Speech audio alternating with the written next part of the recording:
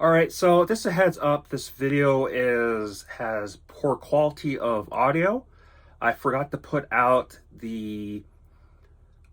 in the cord for it, but I'm honestly haven't been feeling well as of yesterday, so I don't know what's going on, but yeah, I didn't want to have to go through and shoot this again, so I do apologize. This is not normally my thing I usually do.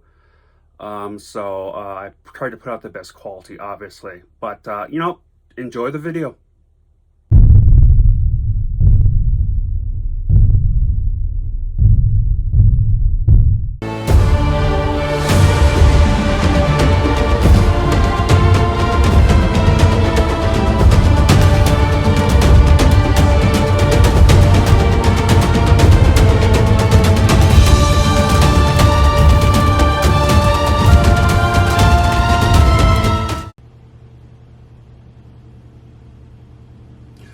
All right, come on in and hit the like button, and let's get started with this. So this is called No Sudden Move. It's a crime drama, and it was released June 18th, so this year. So I'm obviously a little late, a month late to it, or 2 months. And this is on, as of right now, it's still on HBO Max and is in theaters. Runtime is 1 hour and 55 minutes, and the director is Steven Soderbergh. I've heard of him, just top of my head, and I didn't know what he was in. So I looked, and he directed, as far as I can tell, Logan Lucky, Contagion, Ocean's 13, Unsane, Magic Mike, and Haywire, and a whole bunch of other films. But those are the ones that come out to me as of something interesting. I saw Contagion and Haywire. So,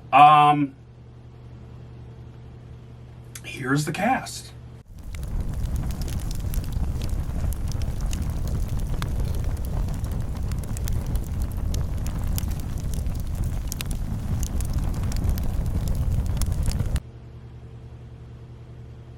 All right, welcome back. So, this is the plot of this.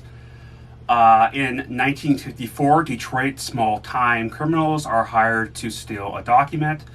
When their heist goes horribly wrong, their search for who hired them and for what purpose sends them wandering through all, I don't know what that word is, of the top race-torn, rapidly changing city. So the first thing I noticed when I started to watch was the great 4K UHD quality, which is shot in, and on top of that, I'm watching it on a 4K TV. So, but I also noticed with the long angle shot that it was like the lens was curved, and normally you can't tell that in shots in movies normally, but in this you could. Let's see. But not going to lie to you guys. For me personally, because I do have lens implants because of cataracts surgery. I was born with birthmarks on in the middle of my pupils, so I had cataract surgery. So that's something you probably didn't know, but that's why at my age I had that. So if you're wondering. But it was hurting my eyes, honestly, because it causes problems to straining more than a normal person. But I did get used to it after 20 minutes. But I did notice it here and there throughout the film on the sides, because it kind of does this warping thing with the people and the things, so objects and stuff. So it's like on both sides. So it's the way to describe it is the lens, if you know what I mean by curve, is like this, kind of like it's rounded or something, or even more like this, caving in. So it kind of has a globe effect on the side, where it kind of, Never had that problem before with a film that has done uses that type of lens, so I don't know what's going up. But again, it's pretty noticeable at some points. Very beautiful long shots nonetheless. Love this long walk movement shots in the beginning from the director as well. There was a very cool shot from inside the car as Don Cheadle got into where you could see the whole inside of the right side of the car from front to back. Love the costume designs. Huge fan of the 1900s to the 1950s suits and ties and hats and gun, etc. from that area. Ever since I first watched the first Godfather, never seen the other three, so I'm at some point probably gonna go watch those and do a review of them. So, but that's not gonna be for a while. Why? I also love the 1950s houses and set design.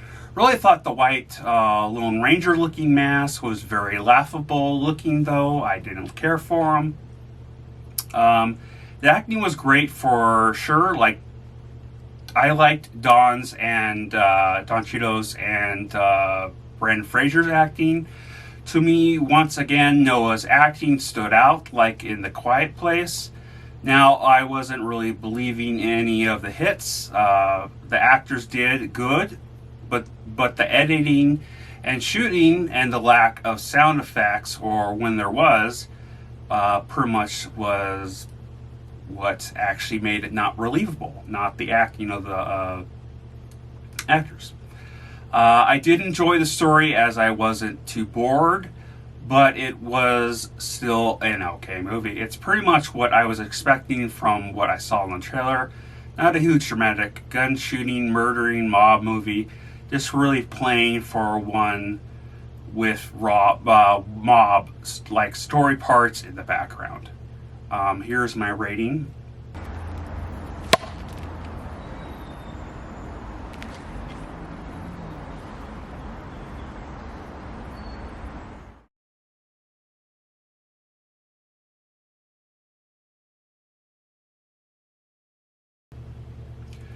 I will say that Matt Damon has a huge cameo in here, and he, of course, does a great job.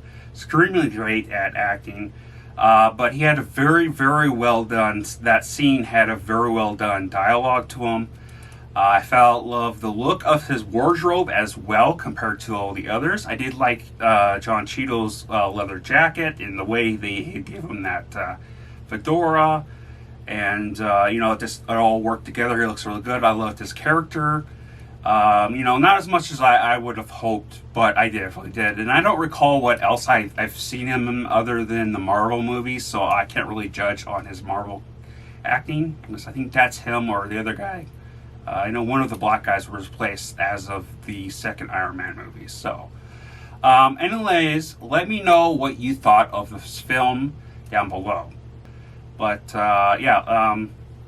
again, I love you all, and this was an okay film for what it was. I wasn't expecting much. It wasn't something that I was going to go, oh, wow, I must see from HBO Max. Usually I'm like that, except for like 3 or 2 films. It was disappointing. So it's at this point, it's kind of like, I'm wondering if HBO is kind of dropping the ball with new films, because for the Mortal Kombat movie, I was excited, and that's the one that pretty much started where it started going downhill, in my opinion, of their stuff. So, but again, that's my opinion, and I love you all. Please subscribe if you have not already. Please hit the bell icon and hit the like button, and see you next time. Skål.